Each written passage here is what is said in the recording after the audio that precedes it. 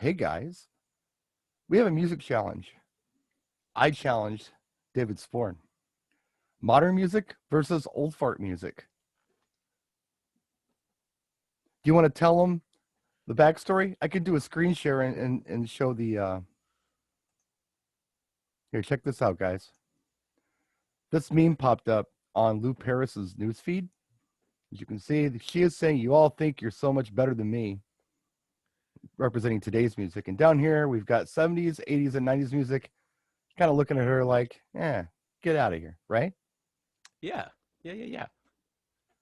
And long story short,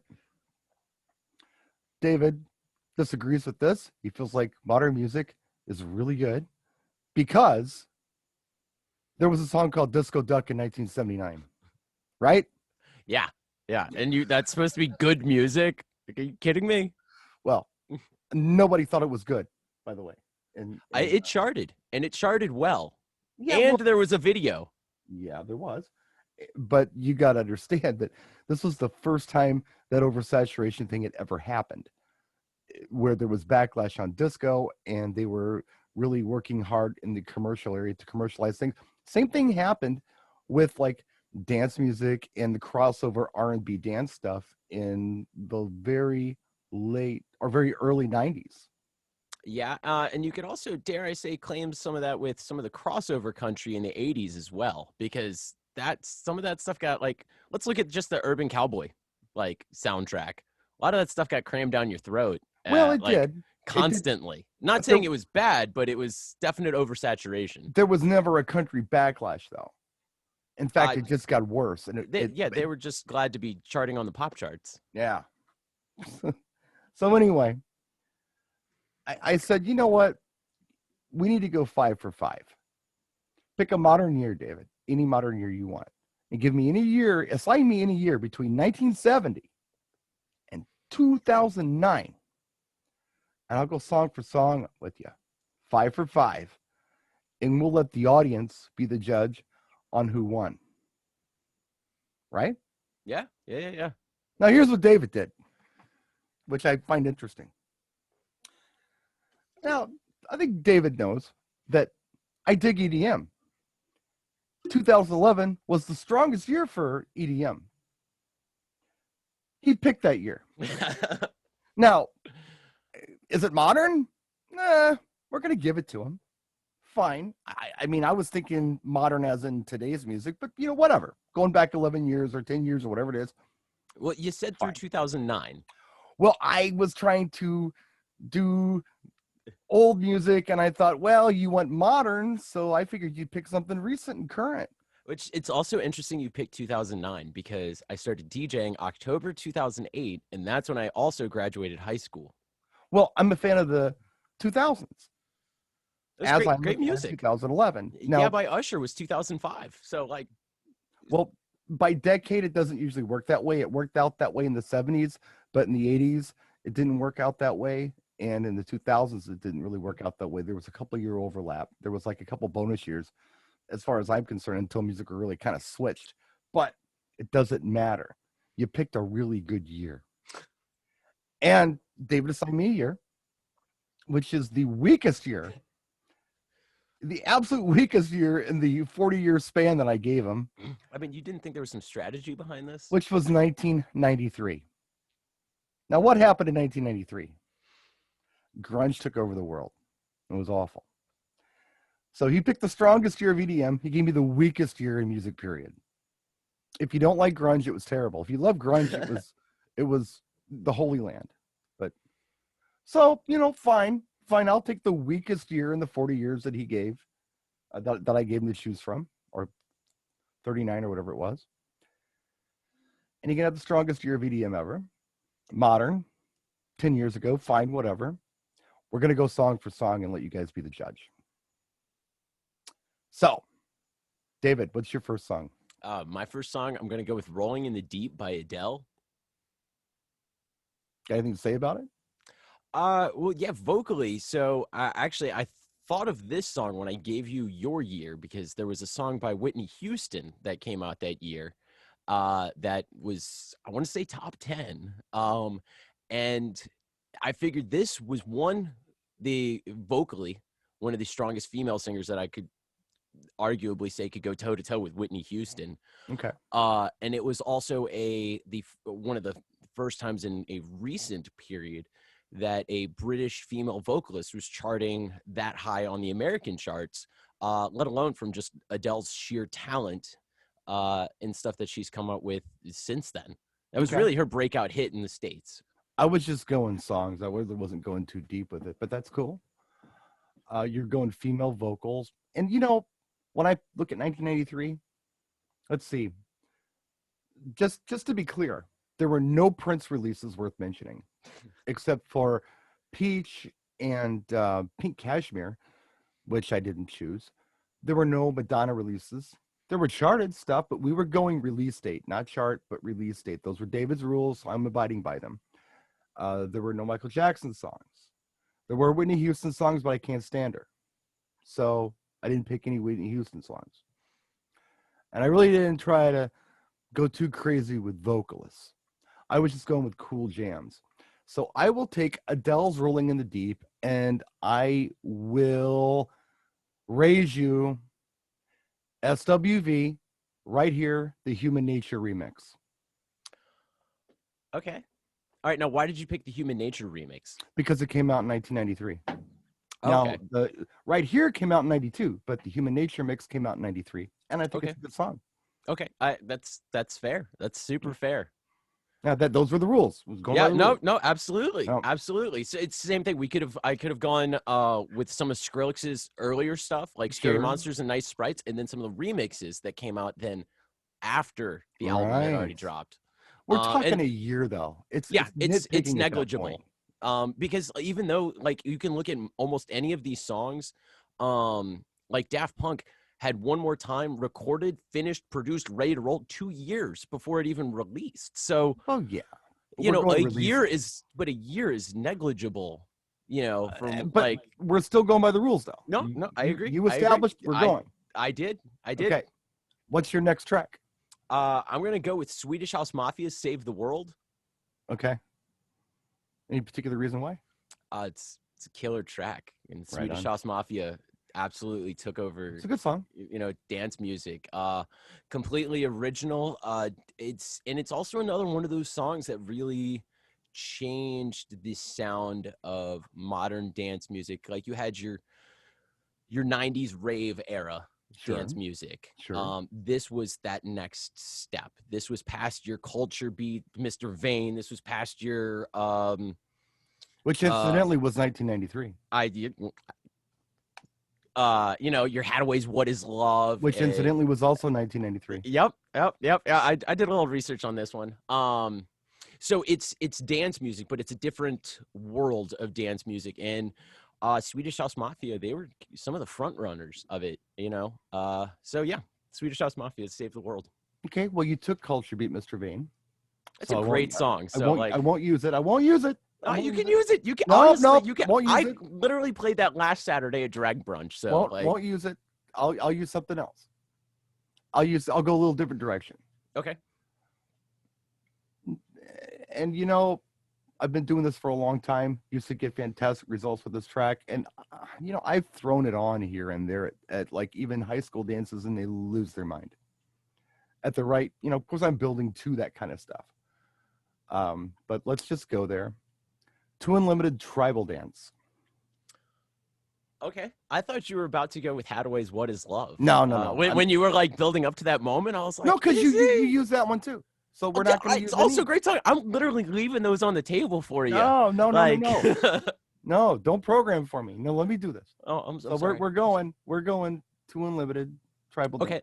Now, are you still using that at current proms, or this proms when I would have been going to prom? I used this last year. No kidding. Yep. Really? Yep. Wow. I've got it, and it's all about the setup. Yeah.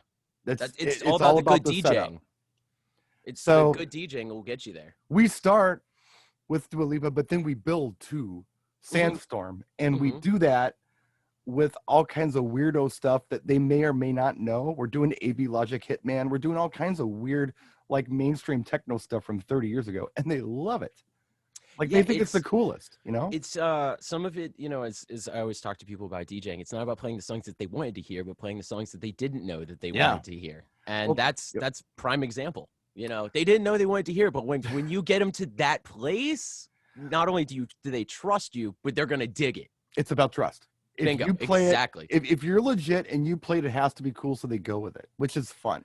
And Did you see Z Trip a couple of years ago at the DJ Expo when he spoke? no, I did not. He was talking about how he's open from like everyone from AC/DC to LL Cool J, and that's those big artists to be opening for. And he says you have 3 songs to prove to that crowd you're one of them, and for them to be down with you. He says if you can't do that, you're screwed. That's not the word he used, but like right. absolutely. So if you prove to them with the Dua Lipa, and then you bring in the Sandstorm and like whatever, that you're one of them and that you're cool, you can take them a little bit left or a little bit right, and they'll be like, all right, yeah, that's cool. And with the good programming, good DJing, you know how to get them there. Yeah, dude, high five. No, my thing that I have to do when I go in there, because they look at me and they're like, old man, we can help you out with songs. Like, I really appreciate that. But can you do me a favor? Can you give me like 15, 20 minutes just to see what I can do? And if in that 15, 20 minutes time, it looks like I need help, please come help me. Yeah. I do that at Latin clubs because I'm obviously not Latin, but I'm a Latin DJ. And nobody ever comes up after the 15, 20 minutes and bothers me because the floor is full and they're going nuts. But yeah, you got to prove yourself. Yeah, it's absolutely. just what it is. You're walking in, they don't know you. You're not a star. You're not a marquee that anybody cares about. You've got to go in and show them that you're down. And once you're down, they're like, hey, man, anything you do is cool. You could put on, Chacarone by El Chumbo and they'll dance. It doesn't matter. It just, as long as they feel like you're legit, they'll dance to whatever you put on. So one of the things AM used to do is he would look at like security guards or like his boys and be like, yo, so I'm gonna play this tonight. And they'd be like, dude, what? That's going to kill the crowd. You're not going to get away with it. He's like, I bet. And he would like put on like The Twist, right? Like a midnight club at midnight, and they lose their minds. Yeah, or he'd be like, yo, you want to see a fight? Give me 3 songs. And 3 songs later, he'd have people fighting, just to entertain like himself and the security guards. And like that's flexing some muscle. Like I like watching grandparents dirty dance. Like, I can make your grandparents get freaky. They're like, no, you can't. I'm like, watch me. Dude, so I did a bar mitzvah a handful of years ago, and the hottest song of the night was Flo Rida track. And it took all of the setup to get there. And like my mom was even attendance at like this bar mitzvah because she like knew the family. I mean, there's only but so many Jews in Richmond. So like, let's be honest, and it was like her and like, I'm not even joking, like Holocaust survivors and like the 13-year-olds and then like the 13-year-olds' little cousins all getting down on the dance floor to Flo Rida. Yeah. Oh, yeah. So what are we on just 2 songs so far? We're just two in, yeah. Give me your third. Levels by Avicii. All right. What you got? It's just a great song. I agree. Oh, it's a great song. I agree. I agree. It's a great song. Avicii, another one, just like Swedish House Mafia, really just changed the game. Rest in peace. Yeah. You were talking about Nirvana, and Cobain's part of that 27 Club, and Avicii almost was there. He's 28, and what really blows my mind is he's 2 months older than me, and and I got a story of like playing like a show like 2 days after he passed, and that super like I really can't describe. Oh, it's tough. It's tough. I played the day Michael Jackson died, which was a weekday, but I still played, and you know what happened that day. Yeah. So yeah, unforeseen things happen, and I mean that's a big star. I'm glad he didn't play the day Prince died. That would have been tough. But yeah. So I picked Levels by Avicii. Now it did sample Etta James, and I actually messaged I don't have to tell you I messaged you about it. Not worried about it. But SWV sampled Human Nature, Michael Jackson. That's okay. Yeah, and it's honestly good luck finding anything that doesn't go back to something someone else did, whether it be recording a sample or a chord progression or just. Truth be told, though, on that track, I prefer the instrumental. Yeah. So I don't even worry about the Etta James sample. Sometimes I like when I play this song out coming in at the Etta James sample and like offbeat mixing it to bring it in, because like you can go from anything and then you bring in the Etta James, and then it goes into Avicii, and like, now, cool, now we're at 128 and a 4/4. We can play anything I want, and then go in any direction. That's a super strong track, by the way. That's a really strong track. And I told you that 2011 is a really good year. I like that year. I was having fun DJing. It was a great year. Yeah. Yeah. I mean, like that, honestly, 2011 through 2013 were some of the strongest I would years go of back dance even music. like 2008 up to probably about 13, I guess, and it started to fade. But they have good years. In 2009 is when American dubstep started becoming a thing. And not only that, but you had wasn't that the year that Deadmau5 did all his cool stuff? Yeah, so Deadmau5 really started like breaking into the scene. Skrillex, as well. Deadmau5 is by 4x4 equals 12. I want to say came out in 2009. Wolfgang Gardner was remixing everything, and Bimbo Jones was remixing everything. It was great stuff. So yeah, you picked a really good track. I have to pick a track that's better than Levels. Okay, what you got? God. Let's go with JD Plastic Dreams. Now, why did you pick that? Have you heard JD's Plastic Dreams? So I know the name. I can't remember the song offhand. You're just going to have to listen to it. Okay. This is the biggest club's hit of all time. Of all time? Of all time. Okay. You could drop this track today, and they would go nuts. So, it's funny you mentioned about dropping like songs like the 1993, dance music hits, and we've already named 4 or 5 of them at this point. Sorry, I didn't mean to throw those out. Because a lot of times I'll DJ different club nights I do, like college nights with Tony Fernandez, and like kids, like students, like college kids that were in high school 2 years ago, I'll be like pestering for like a Don Diablo track. And like, I love Don Diablo. Like, and then Tony like will put on the song and be like, man, this sampled blah, blah, blah. Or they're like pestering about another song. And he'll be like, wait a minute, this sampled blah, blah, blah. And it's all like, Tony 90s. knows more about music. He's forgotten more about music than you and I'll ever know. It's true. It's true. That's why it's so fun to DJ with him. Yeah, I love listening to him play. Yeah, I had an opportunity to do that last year. It was pretty cool. Dude, live. He's a beast. It's so much fun. Yeah, we do a fun thing where we do like a 4x2 thing, and it's so much fun.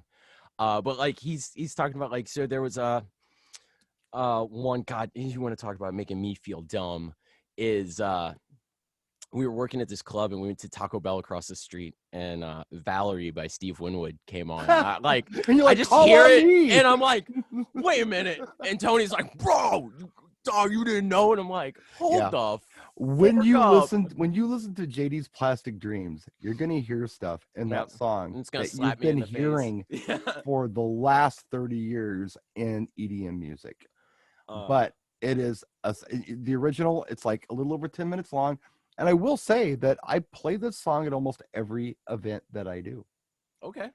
And that's gotta be a strong track. And I don't play it as a dance track. I play it as a build-up track. So if I've got a cocktail or a dinner or anything happening, I'm playing background music, and there's that flip that's happening where they're starting to clear tables. We're getting ready to start to do something. We're turning things up a little bit. Maybe we put a slow moving moving head on or something. I drop this track. Not a lot of people know it, but that's your gear shift song. It's one of them. I got a couple. Okay. What BPM is it at by any? If you know, Plastic Dreams. It's in the high 120s. High 120s. Okay. See, I was thinking, for a lot of like those like transition kind of songs, mine are typically in that like 117, 118 kind of range. Like, so like a Get Lucky by Daft Punk for me is like in that range, because I can go from like dinner music to like, all right, now we're playing some dance music. It's Daft Punk, but it's not One More Time. Maybe it's in the midst. I play by ear. But give it a listen, and you'll know why. Yeah, I did that. Okay, you'll know why. So, what's your next track? We're on 4. What do you got? All right, Edge of Glory by Lady Gaga. Okay, Edge of Glory, Lady Gaga. Good song. Good song. I was thinking that. So this is what was really tough for me. It was that or Born This Way. Also Lady Gaga. Both of those came out same year. Sure. Edge of Glory charted higher, but Born This Way, I mean, if you're playing any LGBTQIA, I don't know the letters where we go from here. Yeah. I can't keep up. And you play Born This Way, it's gonna be like the roof Oh, is sure, gonna it's an anthem. rip off this building. It's You an know, anthem. so both of those strong songs, I went with Edge of Glory just because it charted higher, and there were a ton of remixes that came out. Porter Robinson Yeah. did a remix of it, and Porter Robinson, I mean, he was still a schmuck kid in Chapel Hill at the time. I can't remember the one I used to do, but I don't remember who did it. Was from Porter Robinson or the? I don't Edge of remember Glory whose remix I used. It was Top Pitch USA. I got it from Top Pitch USA. It was really good, but I did use a remix. So it would have been an official remix, yeah, correct? Yeah, okay. So but it was I always really play good. the unofficial remixes. Sorry, all of the Moto Blanco had a really interesting talent of turning any lame ass Lady Gaga song into a beautiful track, and the one that he did that just blew my mind was Paparazzi, because he just made it a different song and it was so good. And I think who was it? It might have been Bimbo Jones. It was Wolfgang Gardner who did it with Tiesto's "I Will Be Here," which to me is an unlistenable song. It's terrible, but it turned into this gorgeous track. So that's also assuming that Tiesto actually produced it, and that's a whole nother story. We can talk about modern music more later on that. But yeah, but also you're talking about flipping a Lady Gaga song. A few years ago, it was actually a few years, probably about 10 years ago at this point, I got a drum and bass remix of Applause by Lady Gaga. Yep. And it is the most fire thing. And like, you listen to it, and if you told someone I've got a drum and bass remix of a Lady Gaga song, one, they'd slap you in the face, and two, they'd be like no, neither side wants it. The Lady Gaga side is like, drum and bass, what the and then the drum and bass side's like, Lady Gaga, what? And then you hear it and you're like, yo, this slaps. And let me tell you, I've gotten away with it at plenty of events that I couldn't get away with Lady Gaga or drum and bass. But when you put them together just the right way, it slaps. And I don't even like drum and bass. Like, I'm not a drum and bass guy, but it worked out. So yeah. So all right. So that was my pick. What's your move? I'll see your Lady Gaga and raise you. Lenny Kravitz, Are You Gonna Go My Way? Oh, got me with the Lenny Kravitz. You're hitting the feet on that one. Nice Jewish boy. You know, you got me with that. Yeah, Lenny Kravitz kind of owned. And Are You Gonna Go My Way? So yeah, it's okay. So, it's you know what I was expecting you to pull out right there? You picked the year. Yep. You know what I was expecting you to pull out was Two Princes from Spin Doctors. Oh, come on. We talked about this. We're not going there. I felt that one coming. So all right, so you got me there. All right, so now why of all tracks did you pick that one? I mean, it's a great song, but why did you pick that one? I love Lenny Kravitz. Lenny Kravitz. I was that guy who was like in line for the new releases on Tuesday when they used to do it that way. I go to the record store and wait on Tuesday for the new Lenny Kravitz release. And then I pop it in my car and I listen to it on the way home. Yep. I was that guy. You know what? So here's one of the things that maybe every other DJ is gonna look at me like I'm stupid for this. I would have loved to been waiting in line and go crate digging and new music, yay! And instead of sitting at my desk all day, clicking and just listening. Well, it was part of the charm, and it was part of the challenge. And back there was a time when your music collection was everything. It didn't. I mean, even it was even surpassed your skill. As long as you had a strong music collection, you worked. Yeah, I got better records than that guy got.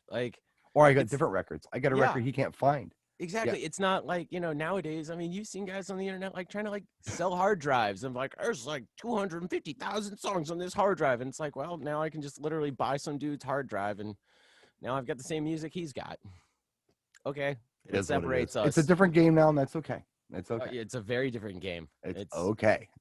I'm still here for now. We'll see how long this lasts. Yeah. You might get me. You might just push me off the board soon. I don't know. Yeah, I only got one left. What's your final song? Feel So Close, Calvin Harris. Good song. So yeah. Really good song. Calvin Harris, another one of those, The beat drops on that song. Yeah, and it's that song, it's so recognizable. Everyone can hear that. I feel so close to you, right? I'm not even joking. That song, no, it's good. It's it's like a giant pickup line. Like that could be playing in a club. You could be getting your dance on with a girl like Mad Lines. Like, Yeah. and like, it was like same thing with Please Don't Go by Mike Posner. Like it, like, yeah. So, Well, I've nice. only got one more on my list since you took my culture beat, and I put a buffer in there. You know, you took my hat away. That's fine. That's good. I only have one more, and it's on a different tip, but I think it's worthy of this game today, especially since you gave me the shittiest year All right. that you could have possibly given me, and that would be Zayn, Hey Mr. DJ. Ooh. Okay. So, Iconic. yeah. All right, but Iconic. you were talking about the Hadaway, and while I think that is an iconic track, and I think it's a good track, it's gotten to the point where it's almost like cheesy. You know why? Because it got overplayed. Calvin Harris, I feel so close, would be just as cheesy if it had charted as high on the pop charts. It would be just as overplayed. And, well, not really, probably not, because Calvin Harris has other hits. Hadaway had one. He's selling it to everyone. Also, Night at the Roxbury also kind of butchered that song. And that really didn't help with that. Truth be told, that really wasn't on my list. I didn't put it there. And I'll prove it to you. Here, I'll show you my list. I'll do a screen share so you can see exactly what I was playing off of, just so you don't think that I'm telling you a story. It was actually not on my list because I could think of better songs other than that. So here was my list. So you only took Culture Beat Mr. Band. So, you know, it's funny. I just got that on vinyl like a summer ago. Oh, yeah. Yeah. Got a couple copies of that. So that's another one. I played that at Drag Brunch, and I thought the roof was going to get, like, fall off the restaurant we were doing it at. Like, the Mr. Vane. Oh, my God, dude. I had no idea. But there was a lot of songs like that. Like Real McCoy came in with Another Night. Another Night. And you know who did that? Remixes? Was also 93, I believe. So, yeah, it was. And this is also where it gets interesting. So you were talking about modern music versus, like, back in the day music. And let's just use Another Night, for example. The person that did the official remixes for that put out an entire album of official remixes, was Armin van Helden, who's also half of Duck Sauce. Yeah, that makes sense. So Duck Sauce is putting out music now that's charting. Yeah. And Duck Sauce is Armin van Helden and A-Track, 5-time DMC world champion. Right. What was the last one that came out that was pretty solid? There was one that came out like there was NRG, there was Barbra Streisand. No. They came out like 2 weeks ago. Captain Duck. No, there was another one. I liked it. Yeah, so there's like 2 new songs that they've got that have been like out recently. You know, you can get them on promo only, and I've been playing those out recently at the gigs I've had and streams I've done. So it's interesting, you know, we're using Another Night by Real McCoys and with Armin van Helden then in 93 doing official remixes and charting. Right. And Armin van Helden now putting stuff out and also charting. Dare I say he's got a longer successful longevity as a DJ and producer than almost anyone else in the industry. So let's be fair. What everybody just heard was the strongest year of EDM versus the worst year of music in general. And it's up to you to tell us which was stronger. And you can go song for song if you want, which I think is probably fair, and scorecard it like that. So you can go song for song, you know, he saw me and I raised him. You can tell me who won which round, and by process of elimination, you know, since it's an odd number, somebody has to win. There can be no tie. So let us know what you got. This will be like a 30-minute video, but I don't care. We'll post it. Rock and roll. Yeah. All right. Let us know. I'm going to turn the recording off. And I don't know. The prize is nothing. It was just a challenge. So thank you, David, for accepting. Thank you, Brian. Long-time listener. First-time caller. You know? We'll see you guys soon. Thanks. And what happened?